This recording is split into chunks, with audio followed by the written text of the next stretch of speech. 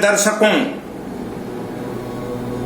मैं आचार्य श्री भागीरथ पांडे आप लोगों के समक्ष श्रावण मास के सोमवारी व्रत की विधि को लेकर उपस्थित हूं।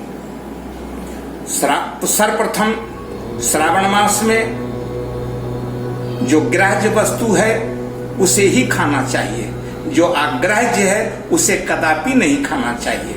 जैसे मांस, मसूर, कांसे के बर्तन में शास्त्रों ने निषेध किया है, और भरमा, लहसुन और प्याज भी निषेध है। श्रावण मास में कैसे पूजा की जाए, इसके लिए सर्वप्रथम व्रती को स्नान, पूजन, स्वच्छ होकर मंदिर अथवा अपने घर में ही शिवलिंग रखकर पूजन करना चाहिए। पूजन एक थाल में, थाल बड़ा होना चाहिए। अगर षोडशोपचार करना चाहते हैं तो थाल में सारी सामग्रियों को विधिवत सजा दें। कपूर, धतूर का फूल भी, ये सब सामग्री सजाने से पूजा करने में आपको काफी सुविधा होगी। अब भगवान के सामने बैठ जाने के बाद शरीर की शुद्धि कर लेनी है।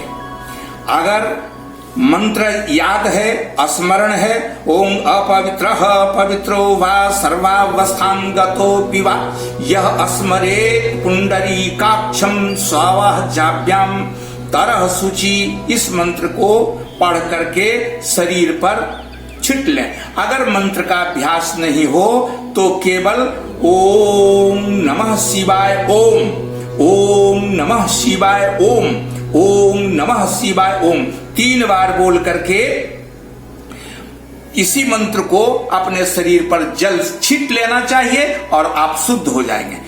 उसके बाद आपको सर्वप्रथम आचमन करना चाहिए। आचमन इसलिए करना चाहिए कि अंदर का जो पाप है 3 बार गंगा जल पीने से भीतर का और बाहर का जो पाप है सब शुद्ध हो जाता है आचमन करने से। ओम नारायणाय नमः, ओम केशवाय नमः, ओम माधवाय नमः त्रिआचमन कुर्यात्। अगर मंत्र का अभ्यास नहीं है तो ओम नमः शिवाय ओम, ओम नमः शिवाय ओम, ओम नमः शिवाय ऐसा बोल करके आचमन कर लेना चाहिए। एक तांबे के जलपात्र में पूजन के लिए गंगा जल रख लें। जलपात्र को अपने से बाईं ओर रखनी चाहिए। बहुत सारे लोगों को इस बात की जानकारी नहीं है, दाईं ओर रख लेते हैं। ऐसा करने से वह जल अशुद्ध हो जाता है। शास्त्रों में उल्लेख मिलता है कि भोजने पाम भागे तु संध्या काले च दक्षिणे तत जलम सूर्यातुल्यम पित्वा चंद्रायणम व्रतम चरेत। भोजन के समय में अगर वामा भाग में है, अब पूजन के समय में दाहिना भाग है, तो ऐसा जल सूर्या मद्रा के समान हो जाता है। पीने के बाद उसे प्रायश्चित करना चाहिए। इसलिए पूजा का जो जलपात्र है अपने से बाईं ओर रखनी चाहिए। तत्पश्चात हाथ में सोने की अंगूठी पहन लें। अनामिका में अगर सोने की अंगूठी नहीं हो तो आप कुश की पवित्री को बना करके पहन सकते हैं। अगर पुरुष पूजा कर रहे हैं भगवान की तो उजले वस्त्र पहन लें, और नारी अगर पूजा कर रही है तो पीले वस्त्र को अवश्य धारण करें। तत्पश्चात एक शुद्ध आसन पर बैठे। बिना आसन पर बैठे हुए की गई पूजा निष्फल हो जाती है, अतः आसन आवश्यक है। कुशासन हो, उसका आसन, कंबल का आसन अति उत्तम। ऐसे शास्त्रों का प्रमाण है कि वस्त्रासने तु दारिद्र्यं पाखाने व्याधिरेव च धरण्यां तो भवेत् दुःखं दौर्भाग्यं चित्र दारुजे, अर्थात वस्त्र के आसन पर बैठेंगे तो दरिद्रता होगी, कदापि वस्त्र के आसन पर ना बैठे। पाखाले व्याधिरेव च, पत्थर पर बैठने से रोग की वृद्धि होती है। और धरण्याम तु भवे दुखम, केवल पृथ्वी पर अर्थात बिना आसन का बैठ जाने से दुख होता है। दौर्भाग्यम छिद्र दारुजे, काठ के आसन पर बैठने से या छेद वाले आसन पर बैठने से दरिद्रता होती है। पुनः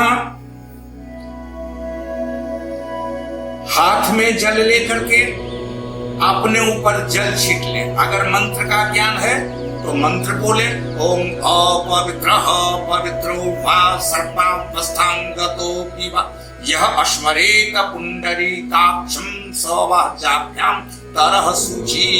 घंटी यदि आपके पास है तो उस घंटी को बाईं ओर रखें, घी का दीपक दक्षिण ओर रखें। चंदन लगाने का विधान आता है, शास्त्रों में प्रमाण मिलता है।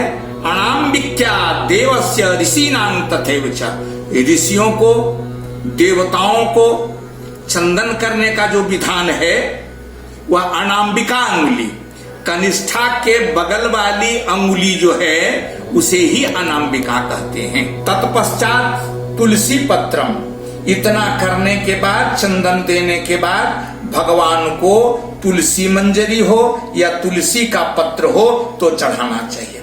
99% लोगों को इस बात की जानकारी नहीं है कि तुलसी का पत्ता कैसे चढ़ाया जाए। लोग अधिकांशतः क्या करते हैं, तुलसी के पत्ते को उलट करके चढ़ा देते हैं, लेकिन ऐसा करने से फलं न्यष्टम मधोमुखम, उसका फल ही समाप्त हो जाता है। तुलसी चढ़ाने से जो हमको फल मिलना चाहिए वह फल के जगह पर अनिष्टकारक फल हो जाता है। तो अब प्रश्न उठता है कैसे चढ़ावें, तो शास्त्रों का प्रमाण है कि पत्रं पुष्पम फलन्यष्टम मधोमुखम जथोत्पन्नम तथा देयम बिलपत्रम मधोमुखम, अर्थात तुलसी का पत्र, फूल और कोई भी फल जथोत्पन्नम, गाछ में जैसे वह उत्पन्न होता है, तथा देयम, ठीक उसी प्रकार से देना चाहिए, है ना। बिलपत्रम मधोमुखम,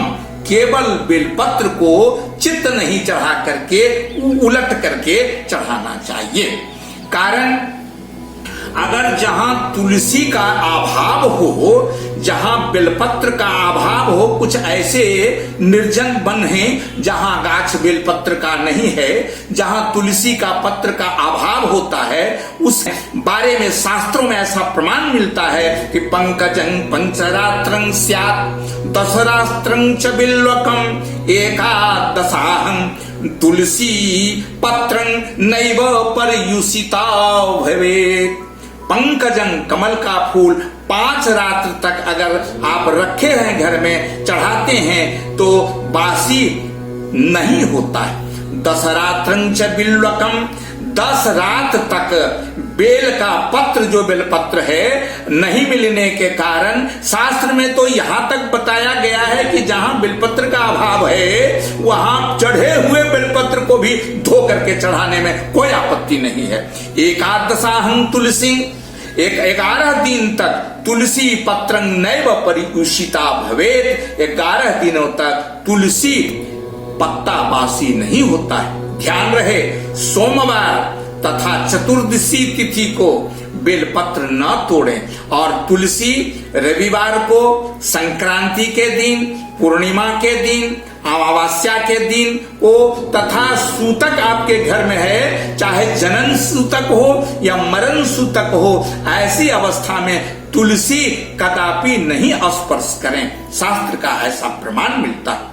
तुलसी तोड़ने का भी मंत्र है, प्रार्थना करें, तुलस्यामृत जन्मासी सदा त्वं केशवं प्रिया चिनोमि केशवस्यार्थे वरदा भव सो भवेत्। अर्थात हे तुलसी, है ना, अमृत स्वरूपा तुम हो, मैं केशव के लिए अर्थात भगवान विष्णु के लिए, जनार्दन के लिए, मधुसूदन के लिए, माधव के लिए, मुरारी के लिए अर्थात भगवान शिव के लिए आपको मैं तोड़ता हूं। देवताओं को अर्पण के लिए तोड़ने में जो मुझे दोष लगता है आप क्षमा करें। इतना करने के बाद दूध भगवान शिव को अवश्य अर्पण करें। लेकिन ध्यान रहे, मैंने तो देखा है अधिकांशतः पुरुष, महिलाएं क्या करती हैं, तांबे के पात्र में दूध रख करके चढ़ाती है। ऐसा करने से, तांबे के पात्र में दूध रखने से वह मदिरा के समान हो जाता है। तांबे के पात्र में कदापि दूध न चढ़ावे। नारी केलोदकंकान से ताम्र पात्रंग स्थितं मधु गव्यं च सुरातुल्यं, है ना, एतत् न संशय। इसमें ब्रह्मवैवर्त पुराण का प्रमाण है कि नारियल को फोड़ करके कांसे के बर्तन में पानी दे करके शिव जी को कदापि न चढ़ावें। और तांबे के पात्र में मधु और गाय का दूध रखने से वह मदिरा के समान, ऐसी भूल पूजा के क्रम में न करें। बहुधा लोग ऐसा करते हैं और कहते हैं पूजा तो करते हैं लेकिन फल नहीं मिलता है। दूध चढ़ाने के बाद बिल्वपत्र अवश्य चढ़ावें। क्या बताऊं, प्रमाण तो ऐसा मिलता है बेलपत्र का, एक बेलपत्र का इतना जबरदस्त चढ़ाने का फल है। शास्त्र में बताया है अखंडे बेलपत्रैश्च पूजयेत शिव शंकरम कोटि कन्या महादानं एक बिलपत्रं शिवार्पणम। अखंडे जो खंडित नहीं हो, बिलपत्र में तीन दल होता है तो दो दल वाला कदापि नहीं चढ़ावे, उसमें अगर फटा हुआ हो वह भी नहीं चढ़ावे, है ना। और कोटि अगर शुद्ध बिलपत्र चिकना कोमल मुलायम मिल जाए, एक बिलपत्र चढ़ाने से कोटि कन्या दानम शिवार्पणम, शिव जी को केवल एक बिलपत्र चढ़ाने से करोड़ों कन्या का दान करने के बराबर फल होता है। आगे भी ऐसा प्रमाण मिलता है कि त्रिदलं त्रिगुणाकारम त्रिनेत्रं च त्रिधायुधम त्रिजन्म पाप संहारम एक बिल्वपत्रं शिवार्पणम। शिव जी को केवल एक बिल्वपत्र चढ़ाने से तीन दल वाला, जिसमें एक डंठल में तीन पत्रे होते हैं, वो तीन गुण देने वाला है ना, रजोगुण तमोगुण सतोगुण त्रिगुणाकारं, है ना। त्रिनेत्रंच वह भगवान शंकर का साक्षात नेत्र स्वरूप है। त्रिधायुधम, है ना। और त्रिदलम शब्द का अर्थ होता है उसमें जो तीन दल है ओंकार स्वरूप हैं, ब्रह्मा विष्णु महेश।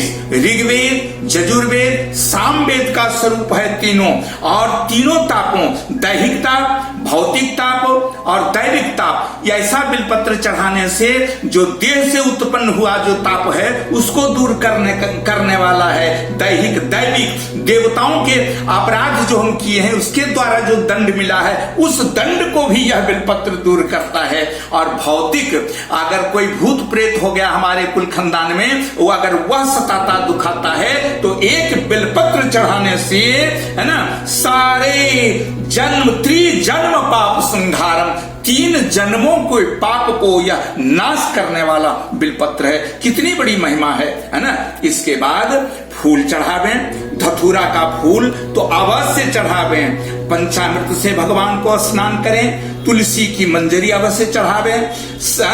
शास्त्र में लिखा है कि 1000 फूल चढ़ाने से जो फल मिलता है, केवल समीपत्र, है ना, एक समीपत्र चढ़ा दें तो फल बराबर होता है।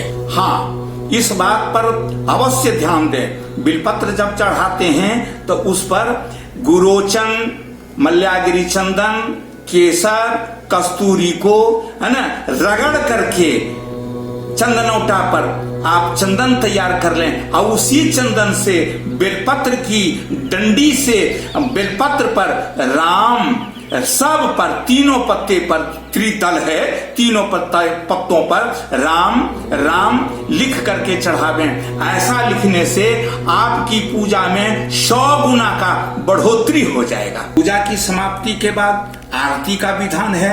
आरती कैसे करनी चाहिए, मैंने पूर्व एक वीडियो बना रखा है, उसमें कैसे आरती करनी चाहिए, कैसे प्रदक्षिणा करनी चाहिए, किन देवों की कितनी बार प्रदक्षिणा, उसमें अपलोड मैंने कर दिया है। आप उसे जा करके अवश्य देख लें। वीडियो का लिंक डिस्क्रिप्शन में है, आप उसे अवश्य देख लें। अब यहाँ विधान, इस विधान के साथ भगवान से प्रार्थना कर लें। मंत्रहीनं क्रियाहीनं भक्तिहीनं सुरेश्वरम जत पूजितम मया देव परिपूर्णं तदस्तु मे पापोहं पापकर्माहं पापात्मा पाप संभव त्राहि मां पार्वतीनाथ सर्व पापो हरो भव अपराध सहस्राणि क्रियन्ते अहर्निशं मया दासो यमिति मां मत्वा क्षमस्व परमेश्वरः। इस तरह से कर्पूर गौरं करुणावतारं बोलते हुए पूजा की समाप्ति करके, प्रदक्षिणा करके, नमस्कार करके भगवान को आप अब पूजा का कुछ विधान है। असकृत जलपानांच, बार बार व्रत धारण करने वाले को सावधानी दी गई है, बार बार जल नहीं पीना चाहिए, तांबुल पान नहीं खाना चाहिए, और उस उपवास में अगर पान खा लेते हैं तो वह व्रत दिवा में सो जाने के बाद व्रत का जो फल होता है वह समाप्त हो जाता है। इस प्रकार से यदि आपको यह वीडियो अच्छा लगा है तो आप लाइक अवश्य करें और चैनल सब्सक्राइब अवश्य करें, ताकि अन्य लोगों को भी इस पूजा की विधि की जानकारी मिल सके। जय श्री महादेव।